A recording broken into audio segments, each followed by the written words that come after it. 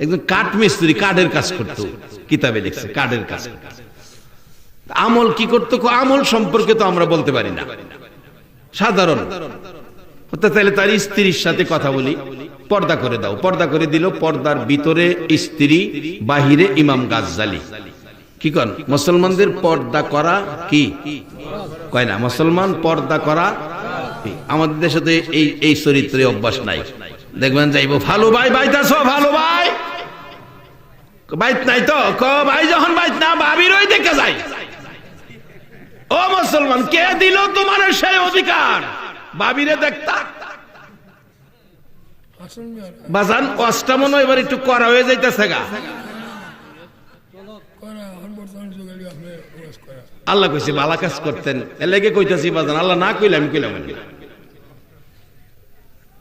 যদি করাও আগামীতে দাওয়াত দিয়েন না, এই তো আর কি হইল, না দিলে নাই। গাজ্জালি সাহেব রহমাতুল্লাহ আলাইহি কত বড় দরজার আলেম, ডাকতেছে মা।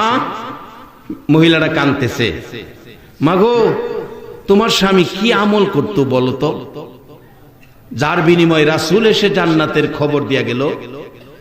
মহিলাটা কান্দে আর ডাকে, হুজুর আমার স্বামী একজন কাঠ মিস্ত্রি ছিল, আলেম ছিল না, হাফেজ ছিল না।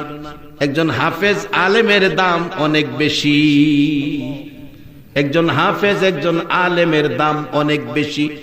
একটা আলেম যদি অপরাধ করে হাসরের দিন আমার আল্লাহ বিচার করবে, ঠিক সাধারণ মানুষের সামনে বিচার করবে না, কারণ তারা নাইবে নবী নূরের পর্দা টানায়া বিচার করব। পর্দার ভিতরে মানুষের দেখাইতে না। আলেমের ইজ্জত দিছে আল্লাহ নাইবে নবী হিসাবে, হাফেজ না